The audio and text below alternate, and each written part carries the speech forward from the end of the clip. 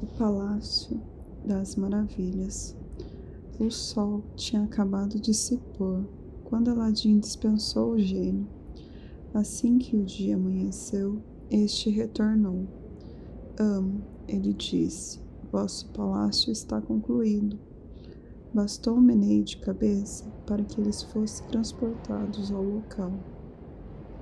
Aladim ficou abismado diante de todos os cômodos do palácio, sobretudo o salão, com 24 janelas, pois ali encontrou mais opulência e beleza do que poderia imaginar.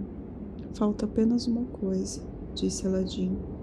Falta estender, desde o portão do palácio do sultão até a porta dos aposentos da princesa, neste novo palácio, um tapete do mais refinado veludo. O gênio desapareceu e Aladim logo constatou que sua ordem fora cumprida. Os porteiros, habituados com um campo de visão desobstruído diante do palácio, ficaram surpresos com o fim do descampado e também ao verem o tapete de veludo estendido desde o portão do palácio.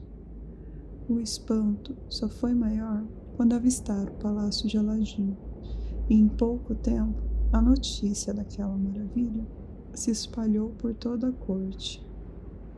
O grão-vizir ficou tão perplexo quanto os demais cortesãos, mas ao relatar o caso ao sultão, tentou desmerecer o feito, afirmando que era apenas resultado de um passe de mágica.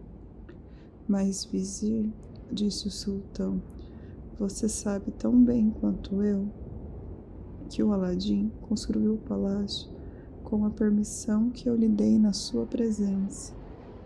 Depois da mostra que vimos da riqueza dele, devemos nos surpreender que ele tenha feito tudo isso tão depressa. Ele já nos demonstrou que com dinheiro milagres acontecem do dia para a noite. A sua alegação de magia decorre de ciúme, não é? O sultão era esperado em uma sessão do conselho, e tal compromisso o impediu de refletir por mais tempo sobre o assunto.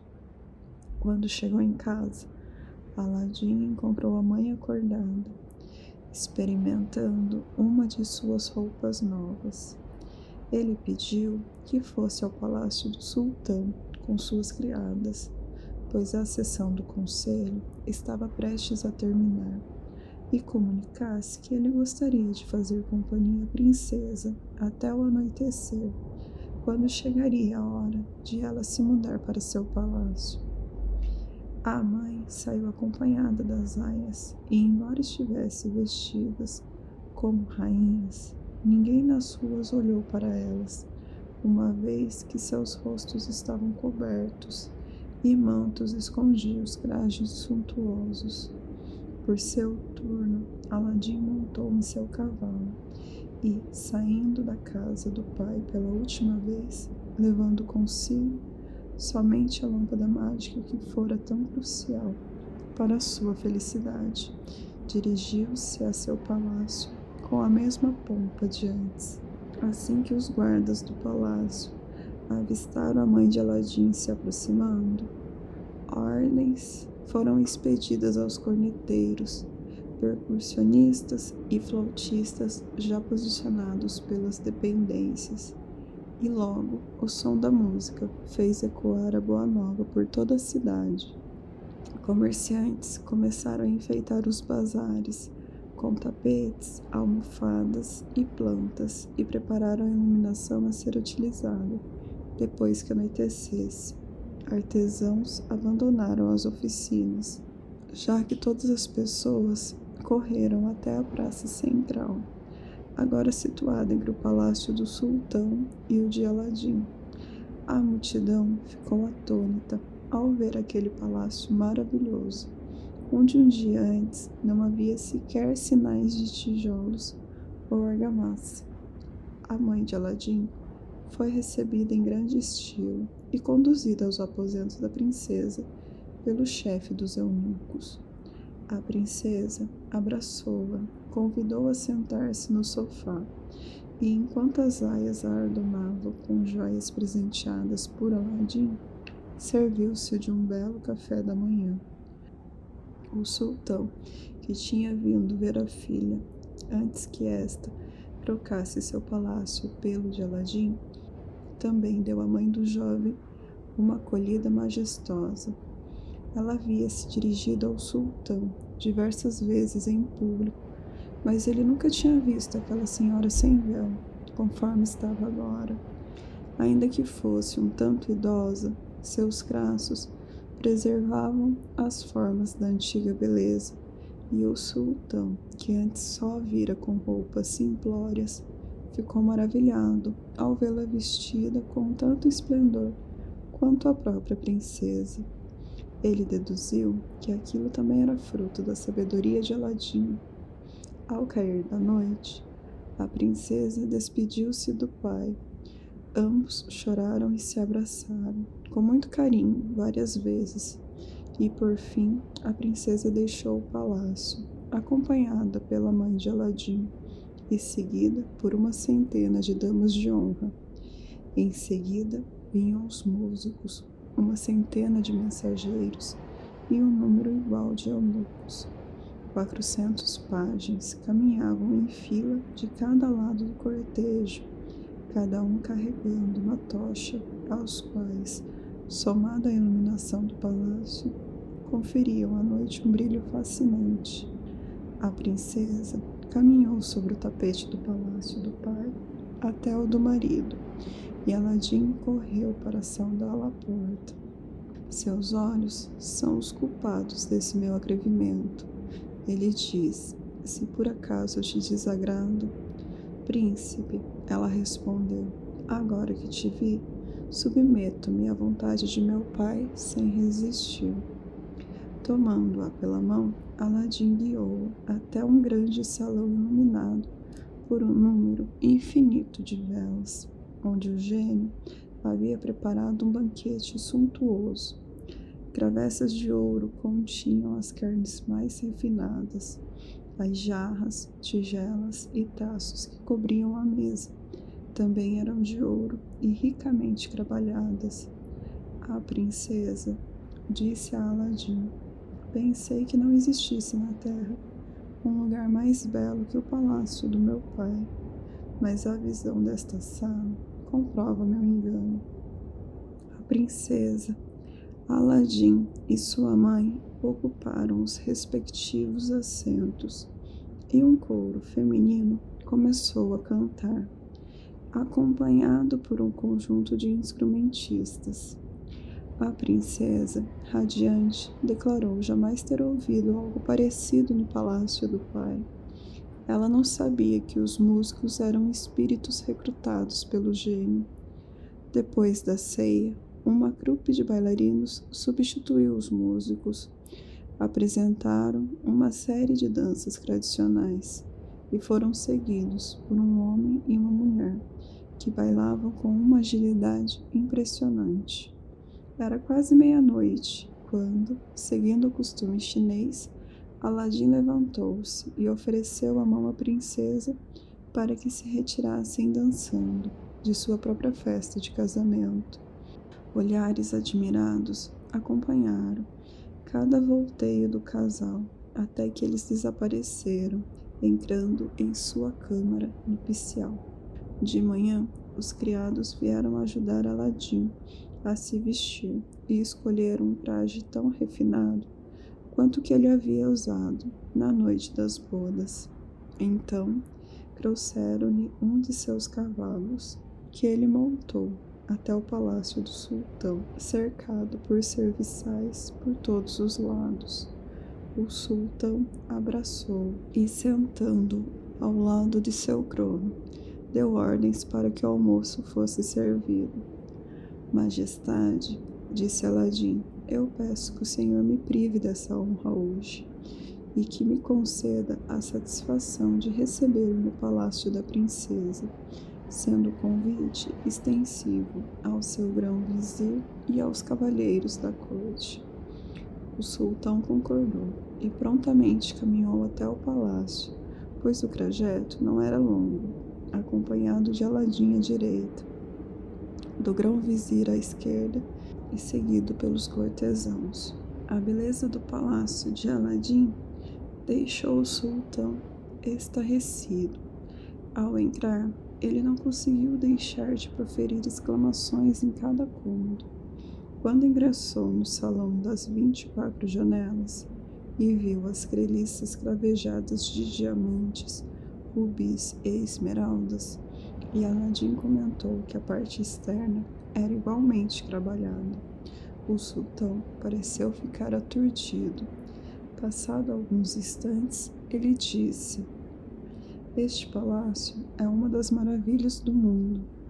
Onde mais no universo haverá paredes construídas com ouro e prata e janelas com treliças incrustadas com diamantes, rubis e esmeraldas? Nunca se viu nada igual na face da terra. O sultão quis examinar a beleza das 24 janelas. Ao contá-las, constatou que apenas 23 exibiam a mesma formosura e que a 24ª estava inacabada. Vizir, ele disse, pois o vizir optará por se posicionar ao lado dele. É estranho que um salão assim tão belo tenha esta imperfeição. Ao que parece, respondeu o vizir, Aladim se viu pressionado pelo tempo e não conseguiu elevar esta janela ao nível das demais. Aladim, que havia se afastado do sultão a fim de expedir algumas ordens, retornou. Meu filho, disse o sultão, este salão deve ser o mais admirável do mundo. Apenas uma coisa me surpreendeu. Terá sido por acaso ou por negligência que uma das janelas ficou inacabada? Foi intencional, disse Aladim. Eu disse aos operários que deixassem assim, pois queria que Vossa Majestade tivesse a glória de concluir os trabalhos deste salão e, portanto, do palácio como um todo. O sultão aceitou a tarefa com prazer e mandou chamar os melhores ourives e joalheiros da capital. Aladim conduziu o sultão até o salão de jantar. Ali encontraram a princesa, que cumprimentou o pai com um sorriso espontâneo. Duas mesas cambaleavam ligeiramente sob o peso de um banquete, servido em bandejas de ouro. O sultão ocupou seu lugar em uma delas, ao lado da princesa, de Aladim e do grão-vizir. Todos os cavalheiros da corte sentaram-se à outra mesa. O sultão confessou jamais ter provado ceia tão deliciosa e disse o mesmo acerca do vinho. Ainda mais impressionantes eram as mesas laterais, repletas de jarras, tigelas e taças de ouro maciços, todas cravejadas de pedras preciosas. Dispostos em volta do salão, os cantores eram igualmente cativantes e suas vozes se mesclavam harmoniosamente com os clarins, os pratos e os tambores tocados do lado de fora. Quando o sultão levantou-se da mesa, veio a notícia de que os joalheiros e os ourives tinham chegado. Voltando ao salão das 24 janelas, ele apontou aos artesãos a que estava inacabada. Chamei os senhores aqui para concluírem o trabalho desta janela e equipará-la à perfeição das demais. Examinem as janelas e comecem a trabalhar, sem demora. Os joalheiros e os ourives examinaram as outras 23 janelas com grande atenção, depois de terem trocado ideias e deliberado sobre a contribuição de cada um. Voltaram à presença do sultão. O primeiro joalheiro falou. Majestade, ele disse, estamos todos prontos para dedicar nossos talentos ao seu serviço. mas não temos os materiais para realizarmos o que o Senhor nos pede. Nossas pedras não são tão preciosas e nem em número suficiente para equiparar esta treliça às outras. Eu tenho todas as pedras que os senhores precisarem, disse o sultão. Venham ao meu palácio e escolham. O sultão mandou buscar suas pedras preciosas, e os joalheiros escolheram muitas delas, sobretudo aquelas que o próprio Aladim tinha trazido. Começaram a trabalhar, mas o serviço avançou pouco e foram obrigados, ao voltar ao palácio diversas vezes, a fim de pegar mais pedras. Ao término de um mês, não havia sequer chegado à metade do trabalho. Tinham utilizado todas as pedras pertencentes ao sultão, e ainda foi preciso recorrer à coleção do grão-vizir, mas somente metade da treliça estava concluída. Sabendo que o esforço dos artesãos era em vão, Aladim disse-lhes não apenas que deixassem de lado as ferramentas, mas que desfizessem o trabalho já realizado e devolvessem as pedras. Todo o trabalho efetuado ao longo de semanas foi desfeito em poucas horas. Quando se viu novamente sozinho, Aladim pegou a lâmpada e ordenou ao gênio que concluísse a janela. Os artesãos chegaram ao palácio e foram levados aos aposentos do sultão. O primeiro joalheiro, apresentando as pedras que estavam sendo devolvidas, falou em nome de todos. Vossa Majestade sabe o tempo que dedicamos à nossa tarefa. Já estávamos bem adiantados, quando Aladim mandou que parássemos, desfizéssemos o trabalho que tínhamos realizado e devolvêssemos as pedras que tinham tomado emprestadas. Imediatamente, o sultão mandou buscar seu cavalo e foi procurar Aladim. Eu vim pessoalmente, disse o sultão, para indagar os motivos que te fizeram deixar inacabado um salão tão incomparável e belo como aquele. Aladim escondeu o verdadeiro motivo, que era o fato de o sultão não ser suficientemente rico para dar conta da conclusão da treliça. No entanto, a fim de mostrar-lhe que o palácio superava não apenas o do próprio sultão, mas qualquer outro na face da terra, respondeu: é verdade que Vossa Majestade viu aquele salão inacabado, mas eu peço que o senhor me diga agora se ali falta alguma coisa. O sultão dirigiu-se à janela inacabada e, encontrando-a exatamente igual às demais, duvidou dos próprios olhos.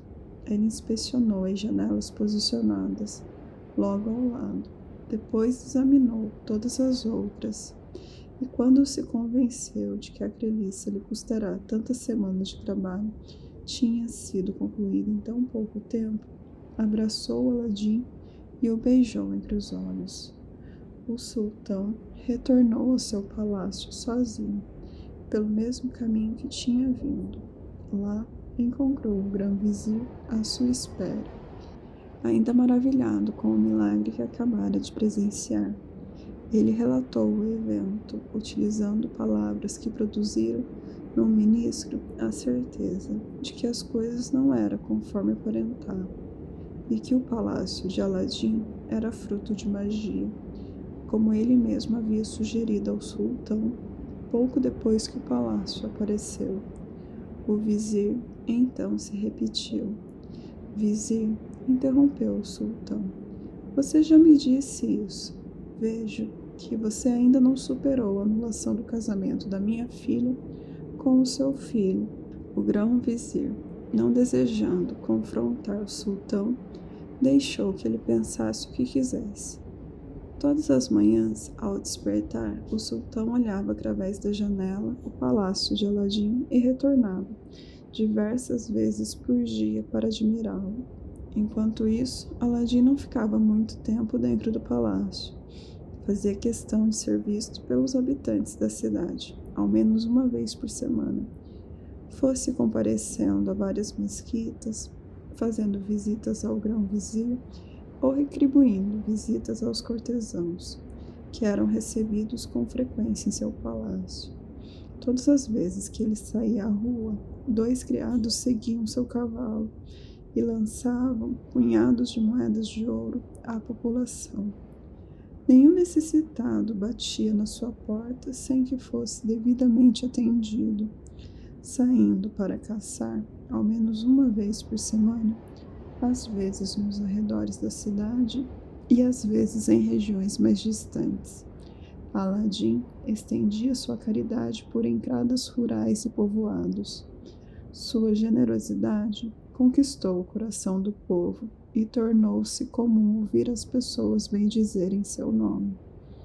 A tais qualidades, ele somava uma dedicação sincera ao bem-estar do reino, que ficou demonstrado quando eclodiu uma rebelião perto da fronteira. Ao tomar conhecimento de que o sultão recrutará um exército a fim de suprir o levante, Aladim suplicou-lhe que permitisse que ele assumisse a liderança das forças. O pleito foi atendido e o jovem marchou em frente do exército do sultão.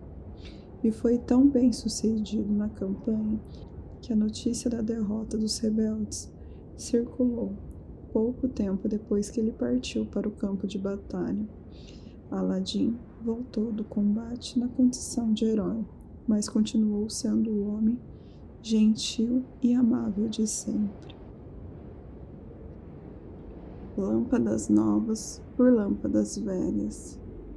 Anos haviam se passado daquela nova vida de Aladim, quando o mago, no norte da África, lembrou-se dele. Embora convicto de que Aladim jamais conseguira sair da câmara subterrânea, o mago quis saber exatamente como ele tinha morrido. Exímio vidente, ele retirou de um armário a caixa quadrada que utilizava para ter suas visões e, depois de juntar e alisar a areia, fez sua leitura. Constatou que Aladim tinha escapado e se casado com a princesa, ao lado de quem vivia em grande esplendor. Um calor subiu às faces do mago. Ele sabia que Aladim só poderia ter escapado devido aos poderes do anel, e não perdeu tempo pensando no que fazer. Na manhã seguinte, partiu montado no cavalo berbere que mantinha em seu estábulo e viajou dia e noite até chegar à capital do reino chinês em questão. A fim de pernoitar, apeou em uma estalagem, onde alugou um quarto. No dia seguinte, quis saber, antes de tudo, o que as pessoas pensavam de Aladim. Caminhou pela cidade e parou em um local onde os habitantes costumavam se reunir para tomar certa bebida quente, que ele conhecia de sua visita anterior. Uma caneca com a bebida foi colocada à sua frente. Assim que ele encontrou um lugar para sentar, o mago apurou o ouvido e percebeu que a conversa era sobre o palácio de Aladim. Esvaziando a caneca, ele se aproximou de um dos cidadãos que estavam falando e perguntou o que havia de especial no tal palácio para merecer tantos elogios. De onde que o senhor veio? Indagou o homem. Nunca ouviu falar do palácio do príncipe Aladim? Uma das maravilhas do mundo? Desde que o palácio foi construído, é o único assunto na face da terra. Vá ver o palácio e julgue por si mesmo, se eu falei ou não a verdade. Perdoe a minha ignorância, respondeu o mago. Onde fica essa maravilha da qual o senhor fala? O outro homem indicou o local e o mago partiu imediatamente. Quando viu o palácio, logo percebeu que a construção era obra de algum gênio, pois ninguém mais seria capaz daquela façanha. Enfurecido, o mago decidiu que haveria de se apoderar da lâmpada. Com tal propósito, trancou-se em seu quarto e voltou à sua prática de vidente. As visões revelaram que a lâmpada estava no palácio de Aladim. O mago procurou o dono da estalagem e, simulando uma conversa absolutamente natural, disse que tinha acabado de ver o palácio de Aladim e relatou tudo o que mais o impressionará. Mas a minha curiosidade não será satisfeita, acrescentou ele, enquanto eu não encontrar o dono daquele palácio maravilhoso. O senhor não vai ter a menor dificuldade para encontrá-lo, disse o dono da estalagem. Ele aparece aqui na cidade quase todo dia, mas faz 3 dias que está fora numa caçada, que, segundo dizem, vai durar 8 dias. O mago não esperou nem mais um minuto. Comprou uma dúzia de lâmpadas de cobre, enfiou-as dentro de uma cesta e levou-as ao palácio. Ao se aproximar, começou a gritar: lâmpadas novas por lâmpadas velhas.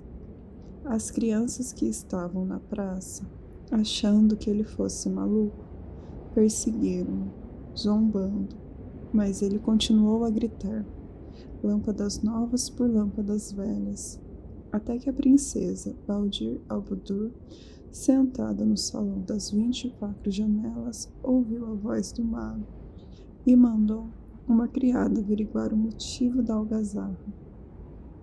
A dama de companhia voltou rindo, e a princesa repreendeu. Princesa, disse a criada, quem não haveria de rir ao ver um louco querendo trocar lâmpadas novas por lâmpadas velhas? Ao ouvir isso, a outra dama disse: temos uma lâmpada velha naquele nicho que podemos dar para ele. Daí a gente vai saber se ele é louco a ponto de trocar uma lâmpada velha por uma nova. Aquela era a lâmpada mágica de Aladim, graças à qual sua vida se transformará em um sonho e que ele deixará no nicho, antes de ir à caçada. A princesa, que nada sabia acerca do valor da lâmpada, mandou um eunuco fazer a troca. Ele foi até o mago e disse: me dê uma lâmpada nova por esta aqui. O mago não teve dúvida de que aquela era a lâmpada procurada. Não haveria outra igual àquela no palácio de Aladim, onde tudo mais era feito de ouro e prata. Agarrou a lâmpada e disse ao eunuco que escolhesse à vontade. O deboche ecoava pela praça, mas o mago não se incomodou e foi embora. Optou por seguir por ruelas pouco movimentadas e, em um beco deserto, abandonou a cesta com as lâmpadas novas, pois não tinha mais utilidade para elas. Em seguida, saiu pelos portões da cidade e avançou pelos campos. Parou em um local isolado, aguardando o cair da noite, e então pegou a lâmpada escondida em sua capa e a esfregou. O gênio apareceu. Qual é a vossa ordem? O mago pediu para ser transportado, junto com o palácio e a princesa que o habitava, a um determinado local no norte da África.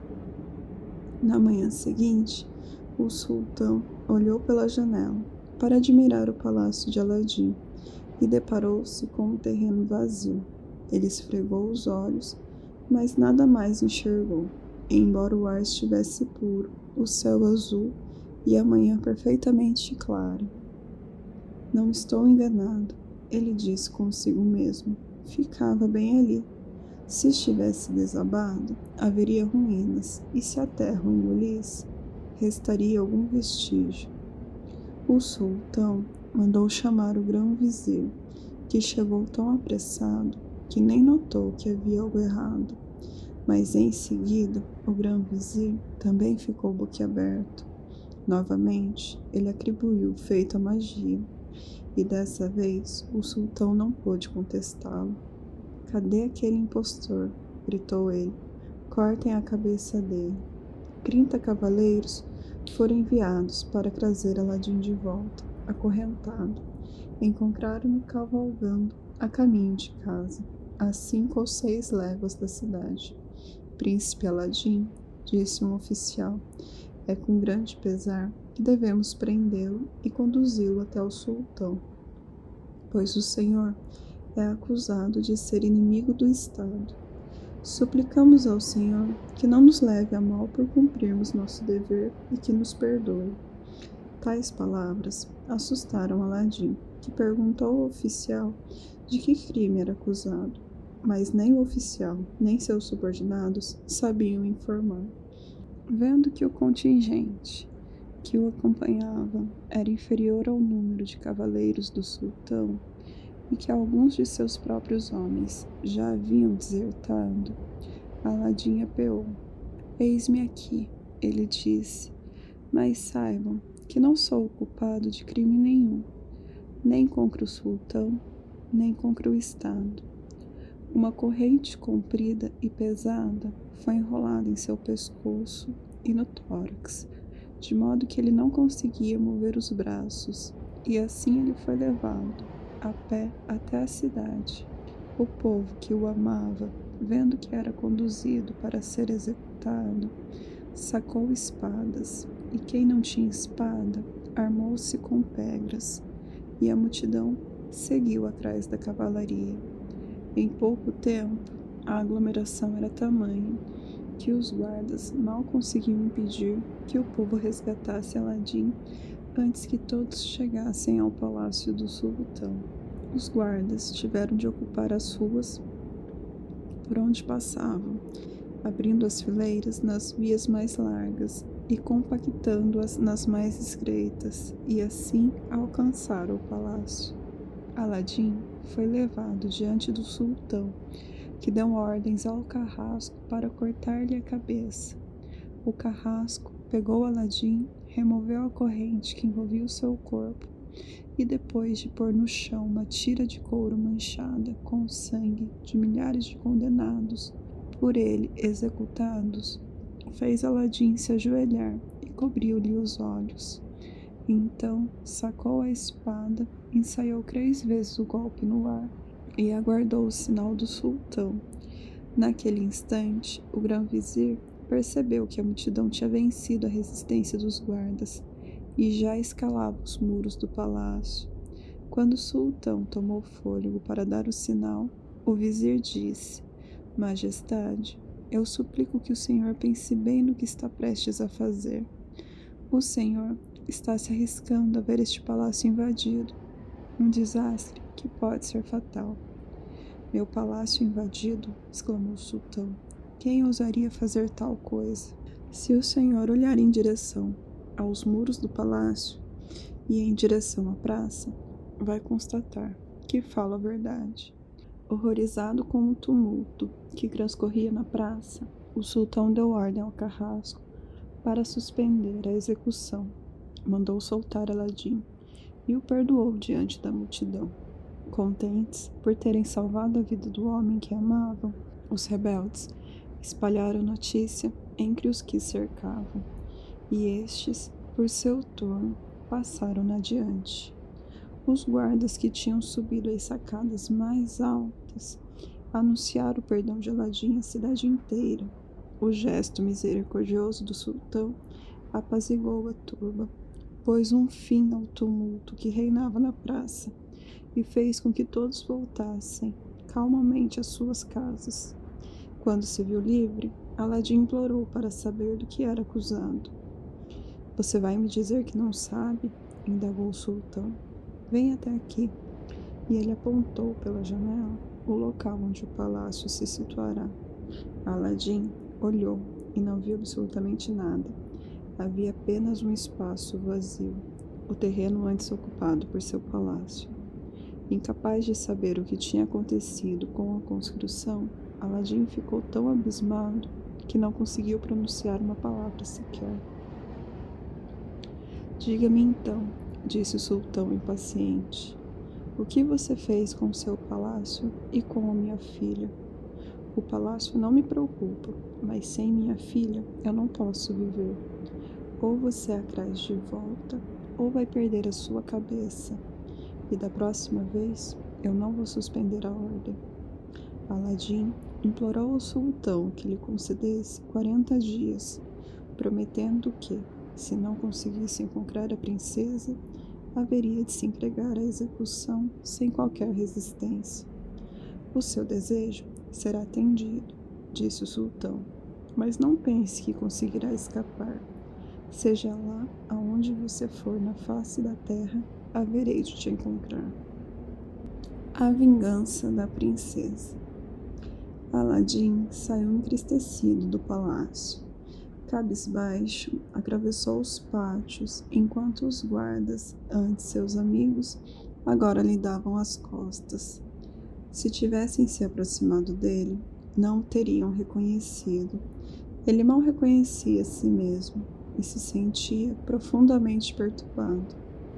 Durante 3 dias, perambulou pela cidade feito um lunático, perguntando a todos o paradeiro de seu palácio.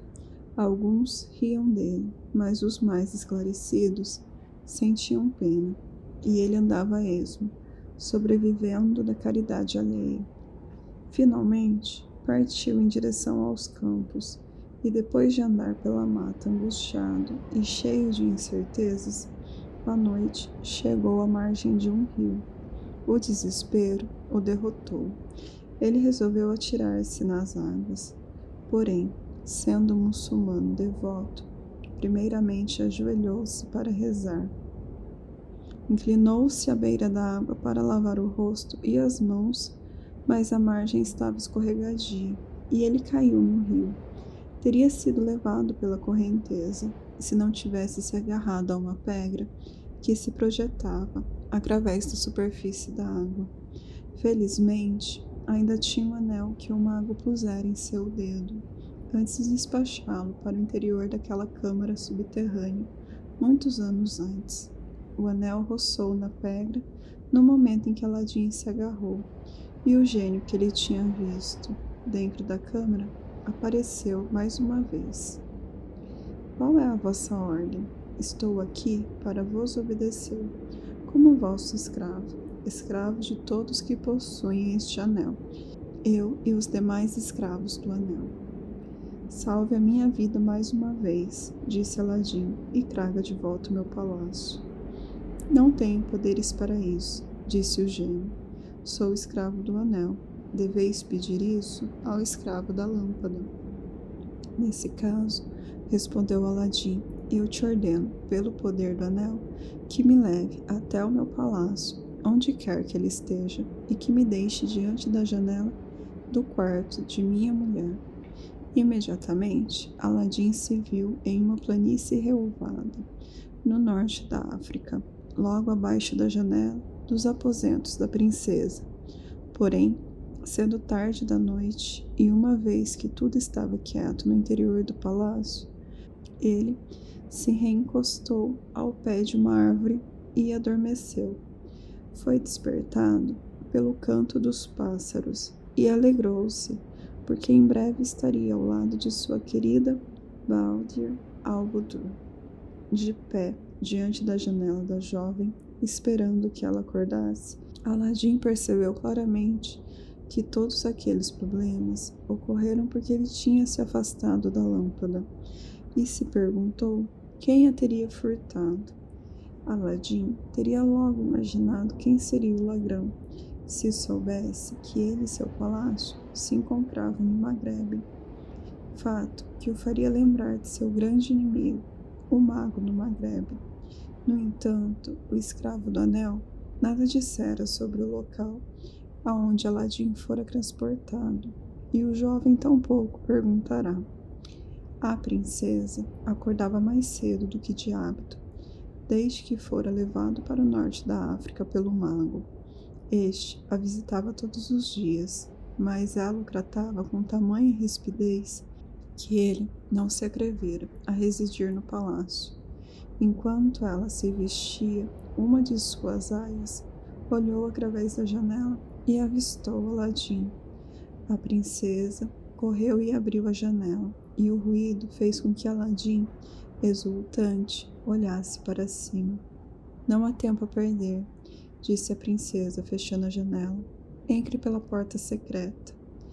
A porta secreta ficava logo abaixo dos aposentos da princesa. Aladim encontrou-a aberta e entrou. O casal se abraçou inúmeras vezes, pensando que tinham se perdido um do outro para sempre. Depois do encontro comovente, Sentaram-se e Aladim disse: Princesa, antes de tudo, pelo seu próprio bem e pelo meu, eu imploro que me diga o que aconteceu com aquela velha lâmpada que eu deixei no nicho do salão das 24 janelas. Ai de mim, ela respondeu. Eu logo vi que aquela lâmpada tinha sido a causa da nossa infelicidade, mas a culpa foi minha. Ela contou que a velha lâmpada tinha sido trocada por uma nova e que ela fora transportada naquela mesma noite ao Maghreb, conforme o próprio traidor lhe informará. Agora, eu sei que a culpa é do mago do Maghreb, disse Aladim. Ele é o mais ardiloso dos homens. Onde ele guarda a lâmpada? Ele a leva sempre consigo, escondida na capa, desde que cheguei aqui. Ele tenta me convencer de que você morreu por ordem do sultão, que eu devo romper os nossos votos e aceitá-lo como marido. Ele costuma dizer também que você é um ingrato e que deve a sua fortuna a ele, mas eu só respondo com as minhas lágrimas. Acho que ele pretende aguardar até que a minha tristeza passe, na esperança de que eu mude de ideia. E acho também que vai recorrer à violência se eu persistir.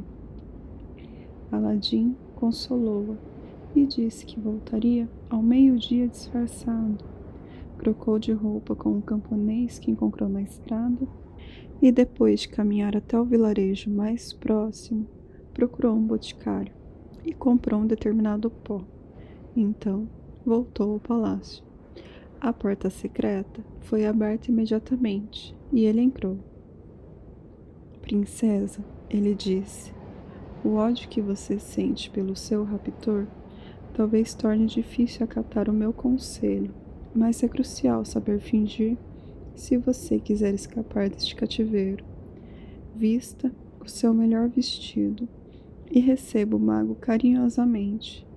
Quando ele chegar, diga que você me esqueceu e o convide para cear. E diga que gostaria de provar o vinho da terra dele. Ele vai se retirar para buscar o vinho. Enquanto isso, quando a mesa estiver arrumada, despeje este pó dentro de uma taça e diga à aia que te serve que traga a taça cheia de vinho quando você der o sinal. Quando o mago voltar, depois que você comer e beber, peça à aia que traga a taça que contém o pó e peça a ele para trocar de taça com você. Ele vai estar tão deslumbrado que não recusará. Vai beber o vinho para te agradar e vai morrer na mesma hora. Eu confesso, disse a princesa, que só de pensar em flertar desse jeito com o mago, tremo da cabeça aos pés. Mas que atitudes eu não seria capaz de tomar contra um inimigo tão cruel? Farei o que me aconselha, pois a minha felicidade depende disso tanto quanto a sua. Com tudo acertado, Aladim deixou o palácio e passou o resto do dia nos arredores, aguardando a chegada da noite. A princesa Bald Abudur, sofrendo com a perda do marido Aladim, a quem amava mais por sentimento do que por dever, e com a perda do pai, deixará de cuidar de sua aparência física desde a triste separação.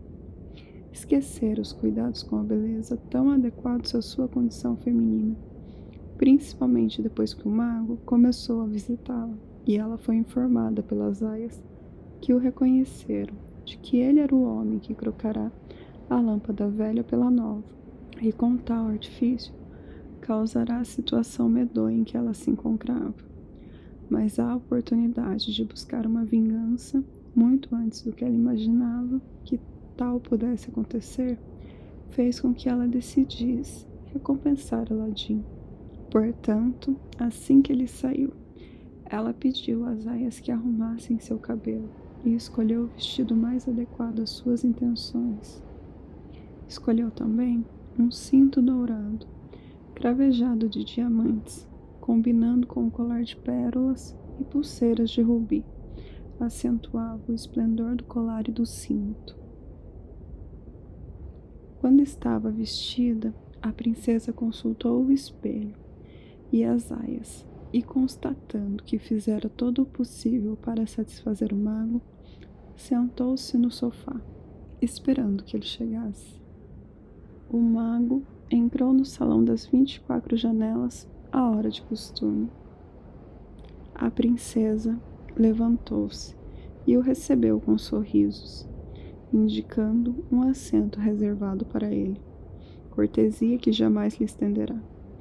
O mago, mais deslumbrado diante do olhar da princesa do que das joias que a enfeitavam, ficou pasmo.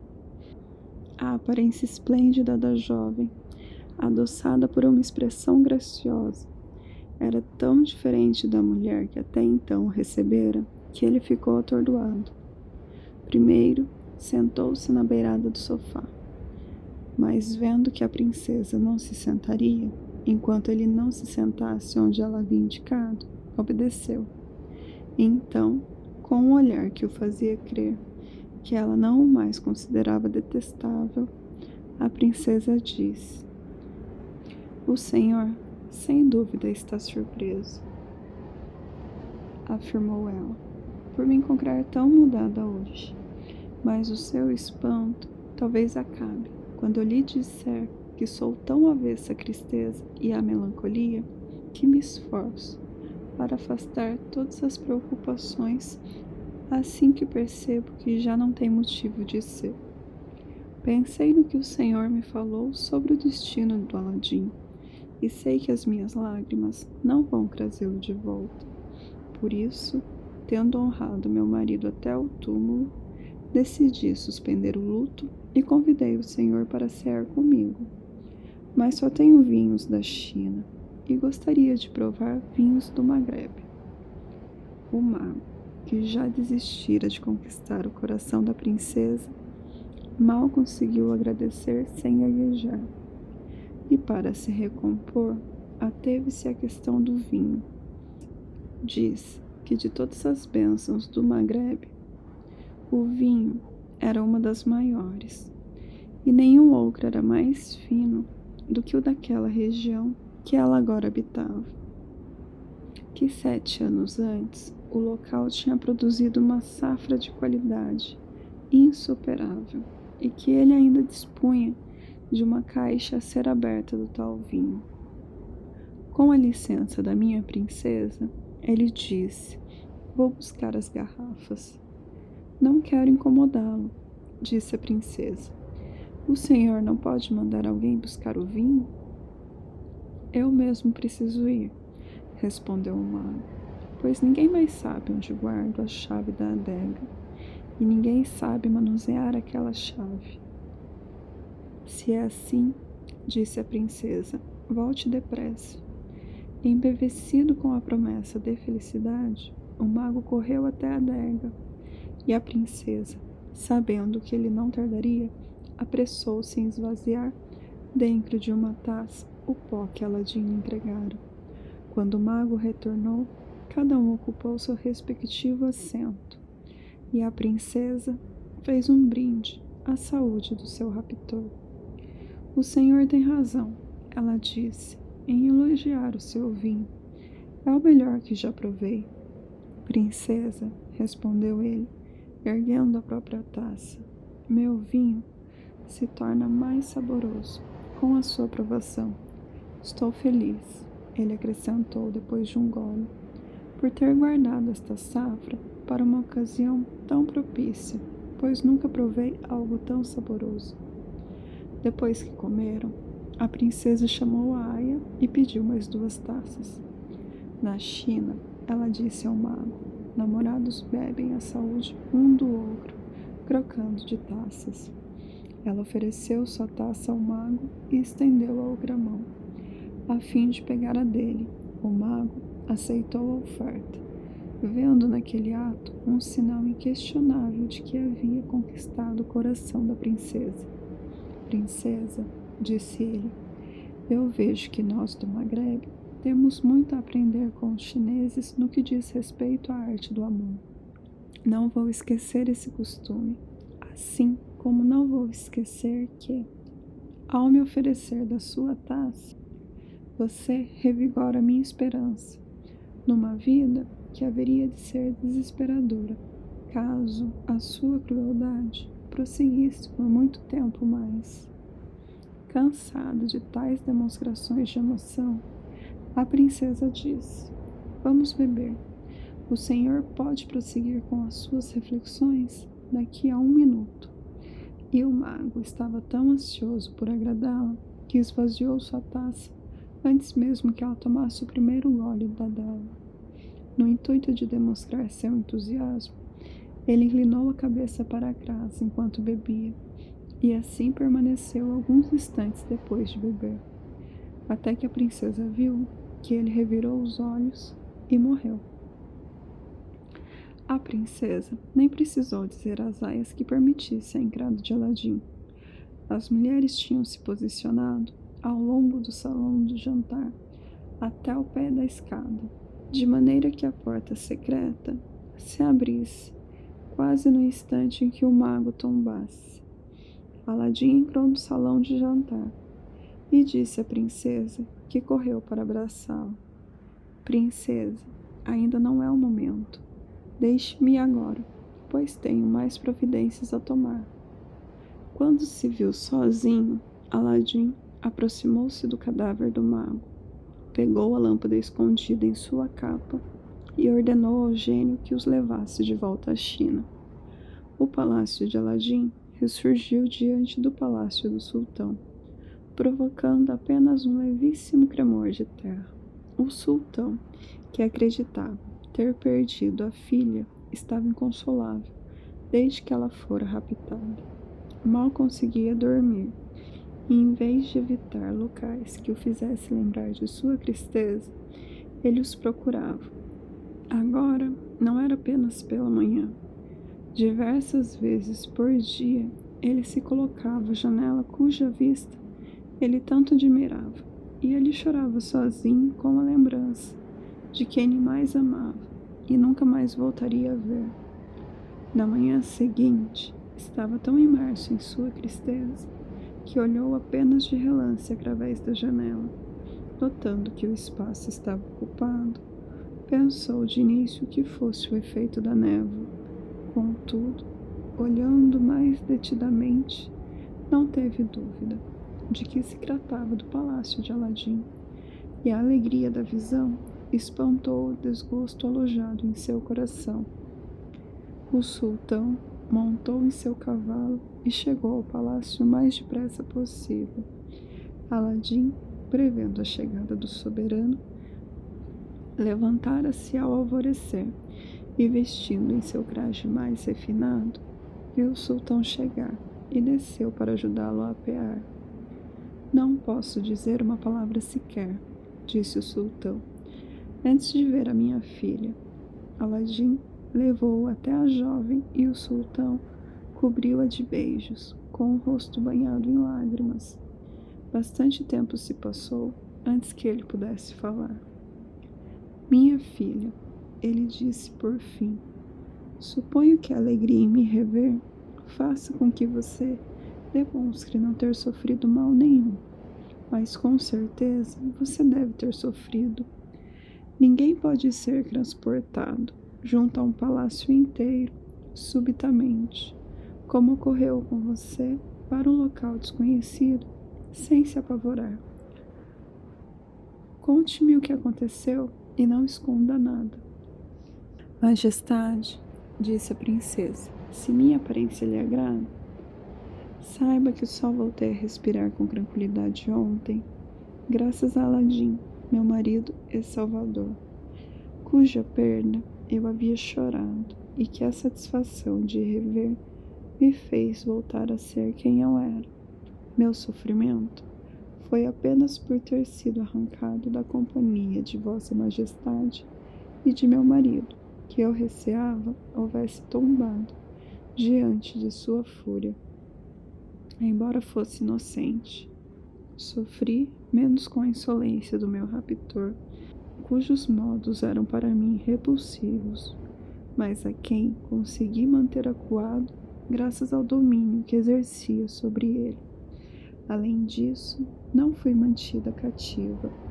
Quanto ao rapto em si, Aladim nada teve a ver com ele. Eu sou a única culpada, embora involuntariamente.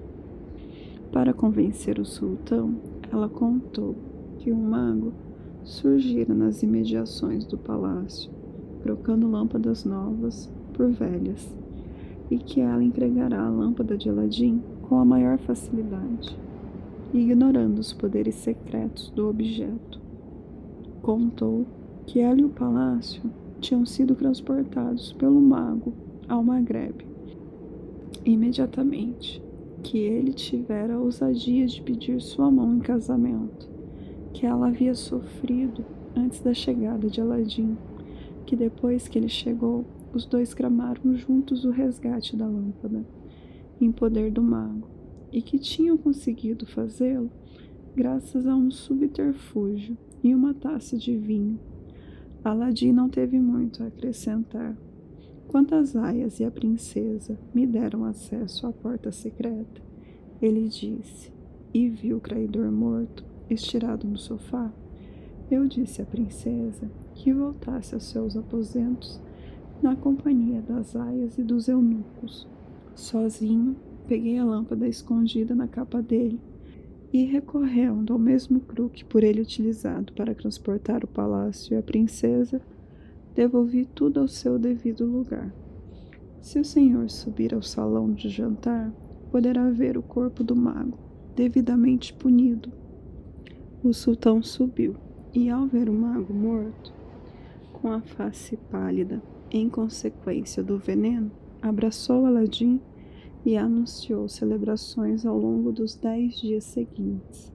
O corpo do mago foi removido e deixado em via pública para ser picado por pássaros e devorado por animais. E assim foi que o Aladim escapou da morte pela segunda vez. Mas não seria a última. O irmão do mago. O mago do Maghreb tinha um irmão caçula, ainda mais perverso do que ele, e não menos versado nas artes da magia. Por não estarem sempre juntos, um geralmente ficando no ocidente e o outro no oriente, todos os anos eles realizavam uma sessão de vidência para saber se algum dos dois precisava de ajuda. Consultando as areias e vendo que o seu irmão tinha morrido subitamente e envenenado, o caçula dirigiu-se à China a fim de vingá-lo. Ouviu falar de uma beata chamada Fátima, conhecida por realizar milagres, e indagou se ela não poderia fazer algo. Será possível, disseram-lhe, que você nunca tenha visto essa mulher? A vida de austeridade que ela leva conquistou a admiração da cidade inteira. Ela só sai do claustro às segundas e sextas, quando aparece e circula pelo povoado, fazendo caridade e curando, por imposição de mãos, aqueles que sofrem de dor de cabeça. Um mago foi diretamente ao claustro da tal Fátima, a beata, conforme era conhecida na cidade. Bastou puxar um ferrolho e ele logo entrou e fechou a porta silenciosamente atrás de si. Dentro do claustro, deparou-se com Fátima, iluminada pelo luar e adormecida sobre um colchão fino. Ele apontou um punhal para o coração da mulher e sacudiu-a. Se der um pio, ele disse, eu te mato, então faça o que eu mandar. Fátima, que dormia com suas vestes de beata, despertou apavorada.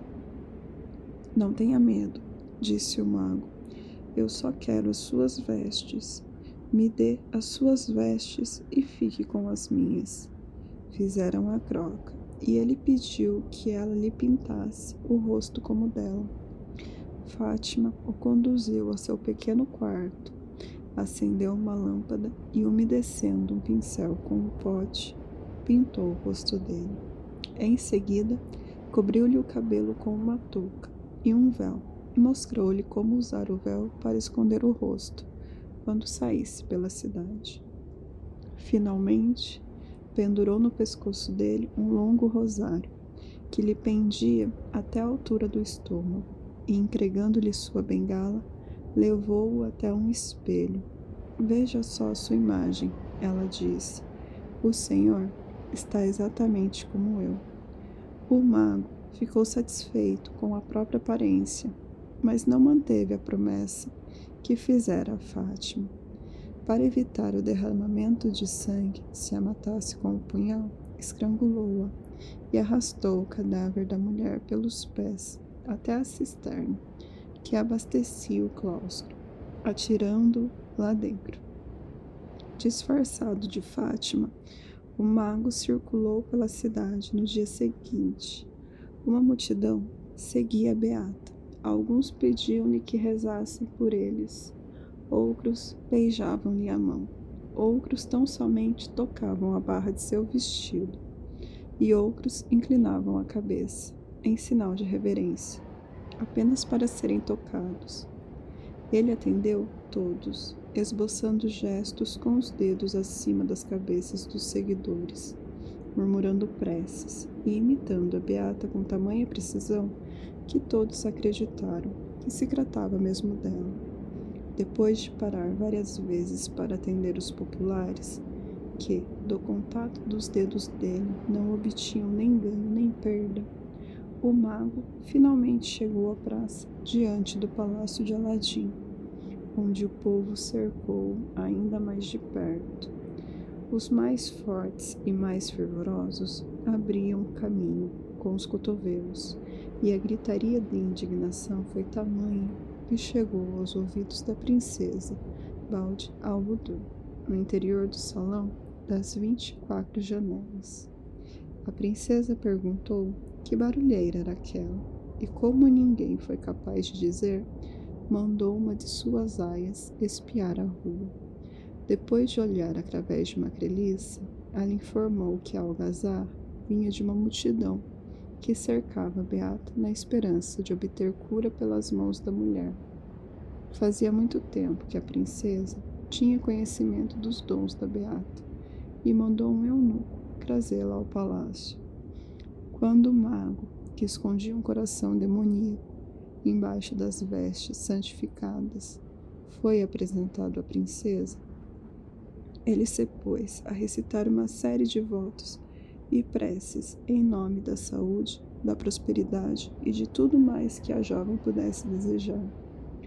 Quando o impostor concluiu suas preces, a princesa disse: Minha boa senhora, eu agradeço as suas orações.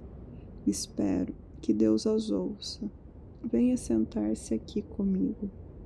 O dissimulado sentou-se com um recato muito fingido, e a princesa prosseguiu: Eu quero pedir um favor, que não poderá ser recusado. Que a senhora fique aqui comigo e me conte tudo sobre a sua vida, para que eu compreenda, com o seu exemplo, a melhor servir a Deus. Princesa, respondeu o impostor, eu suplico, não me peça tal favor, pois isso me impediria de fazer as minhas preces. Eu jamais faria isso, respondeu a princesa. Tenho muitos aposentos desocupados. Escolha o que a senhora preferir e instale-se, como se estivesse em seu claustro. O mago, cujo único objetivo era penetrar no palácio de Aladim, onde estaria livre para levar a cabo seu plano maligno e com a proteção da princesa, não resistiu durante muito tempo. Seguiu a jovem e de todos os aposentos que ela mostrou, escolheu o menor, dizendo com grande falsidade que estava bom até demais e que só aceitava a hospedagem para agradá-la. A princesa queria levar a beata de volta ao grande salão e cear ao lado dela, mas o mago teria de expor o rosto para comer e receava ser descoberto. Portanto, pediu permissão para cear em seus aposentos, pois costumava passar a pão e um punhado de frutas secas. Depois da ceia, o fingido foi levado à companhia da princesa. Minha boa mulher, a princesa disse, Estou muito feliz que a senhora esteja aqui para abençoar este palácio. Vou levá-la a todos os cômodos. Mas primeiro, diga-me o que a senhora acha deste salão. O enganador, que para facilitar a representação de seu papel mantinha a cabeça baixa, finalmente ergueu os olhos. Depois de examinar o recinto, disse: Este salão é deveras esplêndido, mas na minha opinião, que não vale mesmo nada, acho que está faltando uma coisa. Se houvesse um ovo de roca pendendo desta abóbada, este salão seria a maravilha do mundo. Boa mulher, disse a princesa, que tipo de pássaro é o roca e onde se pode encontrar ovos de roca?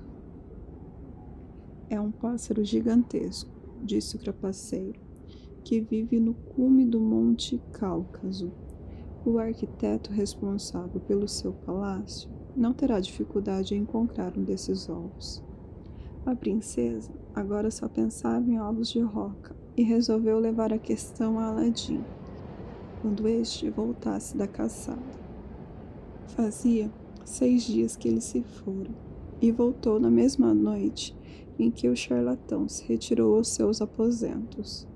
Ao abraçar a princesa, Aladim teve a impressão de que ela estava mais fria do que de hábito. Alguma coisa aconteceu durante a minha ausência que te deixou aborrecida? Ele perguntou. Seja qual for o motivo dessas nuvens pairando sobre o seu semblante, farei tudo o que estiver ao meu alcance para dissipá-las. Tem algo que você pode fazer, disse a princesa, mas é uma coisa muito banal. Eu acho que nosso palácio é o mais extraordinário que existe na Terra. Mas ouça o que eu pensei enquanto examinava o salão das 24 janelas. Você não acha que o salão seria ainda mais perfeito se um ovo de roca pendesse da abóbada? Princesa, respondeu Aladim, basta você dizer que falta neste salão um ovo de roca para que eu enxergue o mesmo defeito e providencie a correção na hora. Aladim correu até o salão das 24 janelas e convocou o gênio. O que falta neste salão? Ele disse, é um ovo de roca, pendendo da abóbada. Eu te peço, em nome da lâmpada, que supra essa deficiência imediatamente. Naquele momento, o gênio soltou um grito medonho, que sacudiu o salão e fez Aladim cambalear. Como assim? Berrou o gênio. Não basta eu ter feito tudo o que fiz para vos servir? Devo agora trazer aqui meu amo e pendurá-lo na abóbada do vosso salão de jantar? Por esse ultraje, mereceis ser queimado vivo, junto com vossa esposa e vosso palácio. Mas tendes sorte, porque essa ordem não vem de vós. O verdadeiro responsável é o irmão do mago do Maghreb, que se encontra agora em vosso palácio, disfarçado de Fátima, a beata, que foi por ele assassinada e cuja identidade ele usurpou. Foi ele que pôs essa ideia na cabeça da vossa esposa. Ele pretende vos matar e a vossa salvação depende de vós. Com tais palavras, o gênio desapareceu. Aladim tinha ouvido falar de Fátima, a beata, e de sua reputação de curandeira de dor de cabeça. Ele voltou aos aposentos da princesa e disse estar acometido de uma violenta dor de cabeça. A princesa mandou chamar Fátima. Venha até aqui, boa mulher, Aladim disse ao farsante. Estou com dor de cabeça. Eu suplico a sua ajuda. Me entrego às suas preces e espero que a senhora não recuse a mim as bênçãos que concedeu a tantos outros sofredores. Ele se levantou, mantendo a cabeça inclinada, e o vigarista veio em sua direção, empunhando uma faca embaixo das vestes. Aladim agarrou a mão do homem, antes que este pudesse utilizá-la, e fincou-lhe a faca no coração, lançando-o inerte ao solo. O que você fez? gritou a princesa. Você matou a beata. Não, disse Aladim. Não foi Fátima quem eu matei. E explicou à princesa como ela havia sido enganada. E assim, Aladim foi salvo dos 2 irmãos perversos. Alguns anos mais tarde, o sultão morreu, já bastante idoso. Como não tinha filhos homens, a princesa Bald al-Budur o sucedeu e dividiu seu poder com Aladim.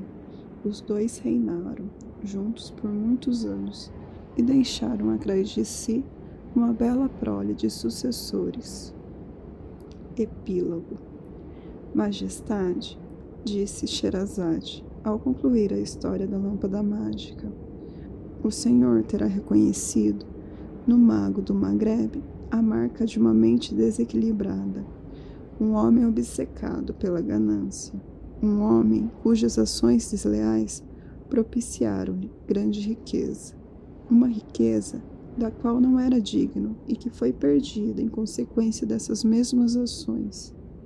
Em Aladim, por outro lado, o senhor terá reconhecido um homem que, embora nascido num lar humilde, chegou a ser rei graças à riqueza, uma riqueza que ele obteve sem buscá-la e que para ele fluiu segundo as suas necessidades e os seus desejos. Quanto à figura do sultão, o senhor terá aprendido que nem o mais justo dos monarcas está livre do perigo e se arrisca mesmo a perder a coroa se ousar agir contrariamente à justiça natural, e se uma pressa desmedida levá-lo a condenar um inocente à morte, antes de a ele conceder a chance de se defender. Por fim, o senhor terá aprendido a evitar os crimes cometidos pelos 2 irmãos. Um deles pagou com a própria vida, pelo amor ao ouro. O outro perdeu a vida e a fé, para vingar o irmão desprezível, e, a exemplo dele, colheu os frutos de sua crueldade. O sultão expressou a Sherazade, sua esposa, grande satisfação com as façanhas da lâmpada, bem como o prazer que as histórias por ela contadas, noite após noite, haviam-lhe proporcionado, pois eram relatos encantadores e quase sempre sublinhados por uma moral bastante útil. Reconheceu a habilidade com que Sherazade os contará em sequência e não se incomodou com a estratégia por ela utilizada, pois isso permitiu que ele adiasse a promessa feita solenemente, ter cada esposa por apenas uma noite e condená-la à morte na manhã seguinte. A única preocupação do soberano, na verdade, era que a fonte das histórias de Sherazade houvesse secado. Por isso, ao ouvir a conclusão do conto de Aladim Bald al-Budur, que superava todos os relatos que ouvira anteriormente, o sultão não esperou por Duniazade e ele mesmo acordou a esposa logo ao amanhecer e perguntou-lhe se havia chegado ao fim das histórias. Ao fim das histórias, exclamou Sherazade. Longe disso, são tantas que nem eu sou capaz de numerá-las. Meu único receio é que Sua Majestade se canse da minha voz, antes que eu conte todas elas. Esqueça esse medo, disse o sultão, e por favor, conte-me mais uma.